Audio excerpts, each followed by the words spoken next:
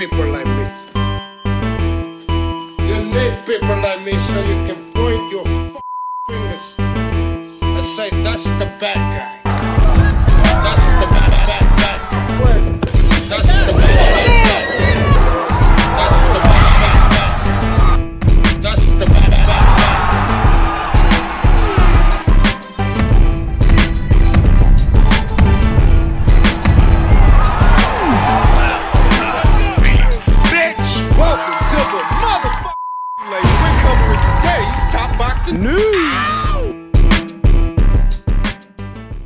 Okay, we'll start with this exclusive. The WBO and the IBF are planning a convention in opposition to Zuffa boxing. Oh, not this shit again. Fort Worth, Texas. In a united defense to the attempted alterations of the federal regulation protecting boxers, the World Boxing Organization and the International Boxing Federation will stage a first-ever joint convention in the fall of next year to emphasize why their belts matter, Boxing Scene learned on Friday, expecting the new Saudi Arabian-funded promotion, Zuffa Boxing, to win congressional approval from new regulations that will allow the promotion to rank its own fighters and award its own belts, while bypassing the financial disclosure rules that currently exist. The American boxing-based sanctioning bodies will also launch an aggressive campaign to educate fighters how gaining a title belt increases their earnings in boxing's current free market. The WBO and the IBF are the only two sanctioning bodies that are based out of the United States, and for what it's worth, I actually like the way they run their organizations, as opposed to the World Boxing Council that's based in Mexico or the World Boxing Association that's based in Panama. I like the WBO.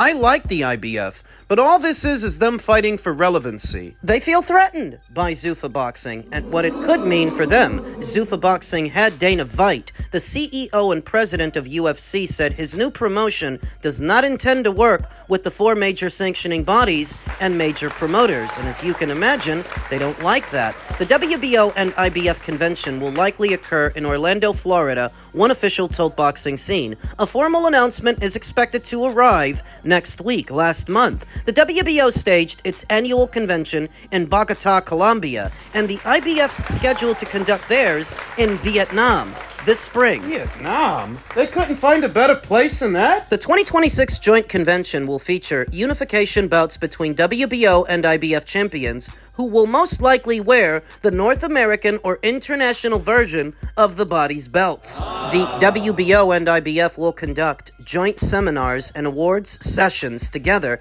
at the event while working between now and then for lobbying assistance to retain or restore the federal protections in place for boxers. In reality, they're just protecting themselves. Oh, so? Any boxer that decides to box for Zuffa Boxing is a boxer they don't get any sanctioning fees from. At this point, the WBA and WBC, which have accepted sponsorship funds from Saudi Arabian boxing financier Turkey Al Sheikh's Riyadh season, are not part of next year's affair. Staging the joint convention in the United States and making it open to the public is imperative to effectively expose and resist the planned changes being sought by Zuffa Boxing, an official involved in the cause said. One can interpret both the WBC and the WBA accepting Turkey's money as Turkey buying their silence. That as long as you're partnered up with him, you can only say but so much about Zuffa Boxing, which he is involved with. But is Zuffa Boxing really a threat to boxing like it's made out to be?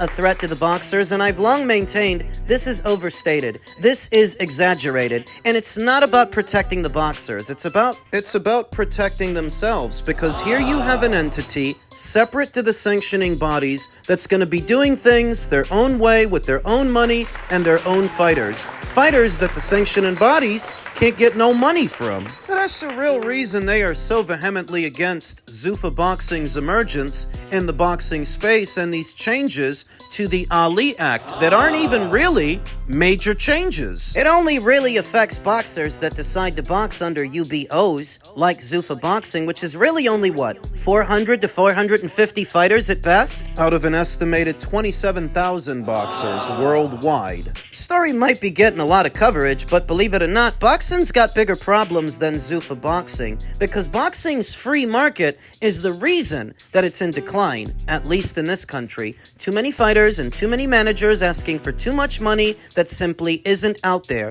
and subsequently holding fights to ransom unless they can get it. An oversaturation of the box office market with pay-per-views in pursuit of it, none of it has been good for boxing, and this is a bigger problem for boxing than anything involving Zuffa. There won't be any Adrian Clarks at Zuffa Boxing, no Rick Mirrigans. This situation you're seeing with Boots Ennis and Virgil Ortiz. You know, that's what they're afraid of, that somebody might come in and give boxing more of a structure and more regulation than it's had in recent memory, so fighters can't ask for the moon and the stars. They can't ask for money that they're not good for. That's why they're threatened. That's why they don't like the idea of a salary cap. They want to be free to ask for all kinds of fucking money they're not good for. And they know Dana White's kind of guy. He's not going to go for that. He runs a tight ship at the UFC, and they're afraid he's going to run a tight ship at Zuffa. Zuffa's success is subject to some question. We don't know how successful this is going to be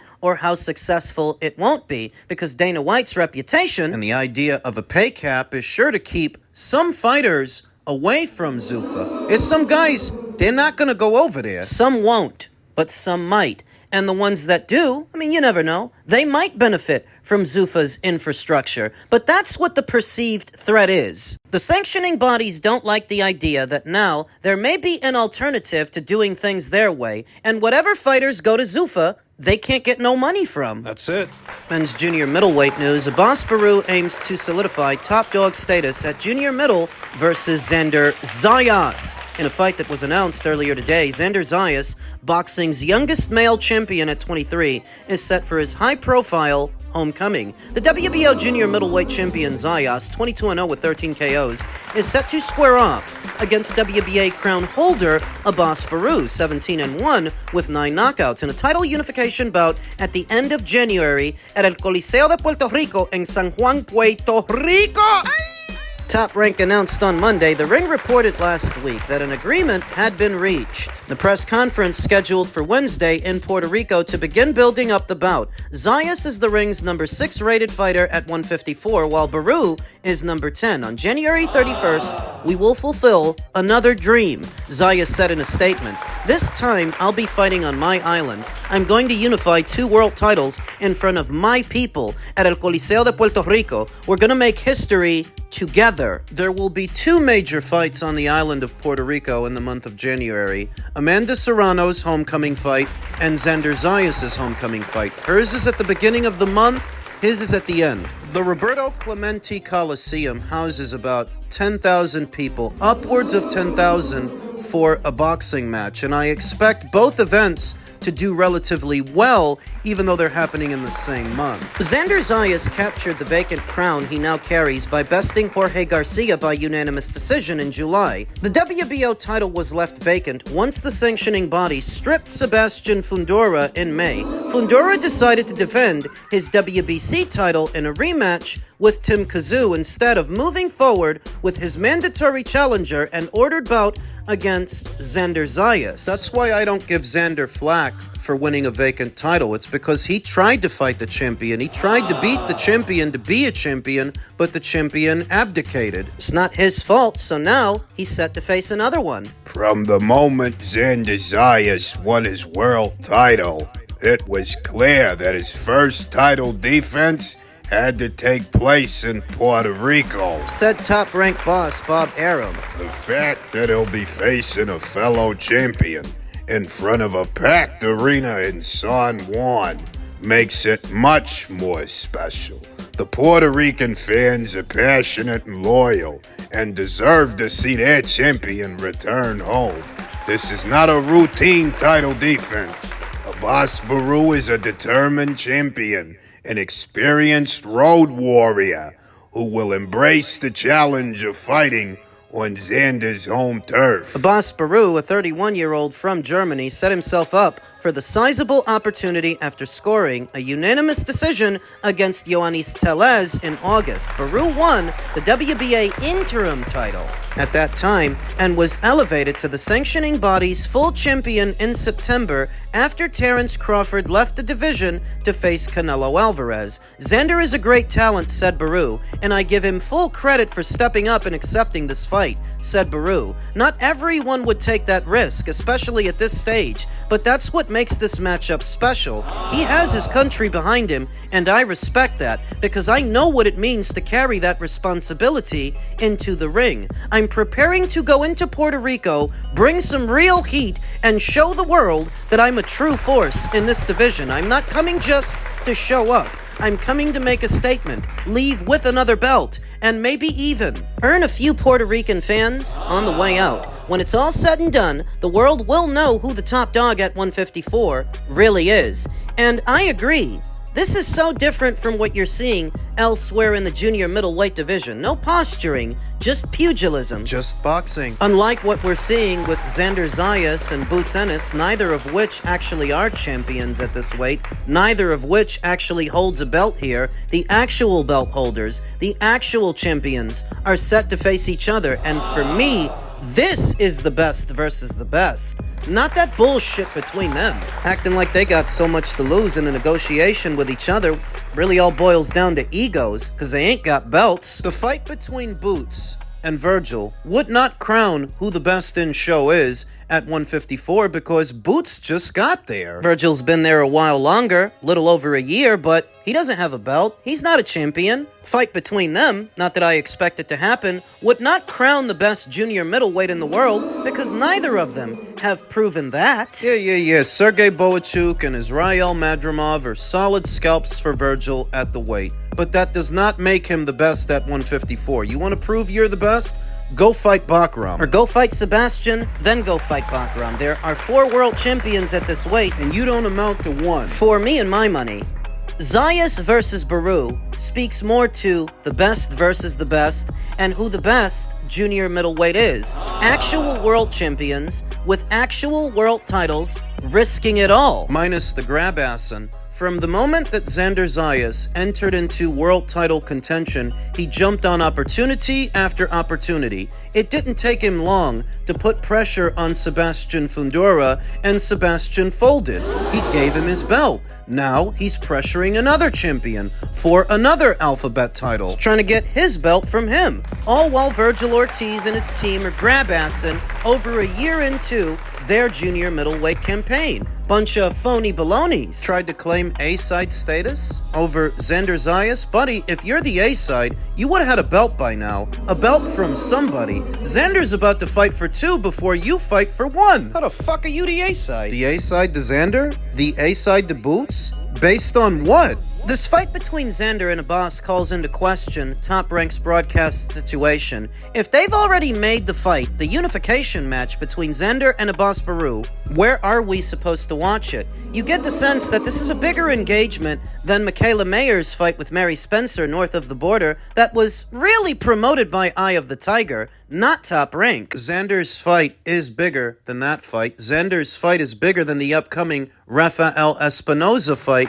this weekend. Michaela Mayer's unification match and Rafael's upcoming title defense were featured on Top Rank's fast channels via Tubi, Roku, Physio, and Pluto. Is that going to be the situation for this fight? Or are they going to announce who their new broadcast partner is? Because I reiterate, this seems like a bigger engagement than those fights were. And then those fights are. You know that Top Rank is still involved with Xander as their company insignia is featured on the poster, but no broadcast information. Not yet. They have what remains of November, all of December, and most of January to promote the fight. I imagine that sometime in between there, they're going to let us know where we can watch it. Would seem that Top Rank is starting off the year with a bang. As is old Fish Eyes Frank Warren over at Queensbury, who earlier today announced the upcoming Itauma versus Jermaine Franklin fight for January of next year.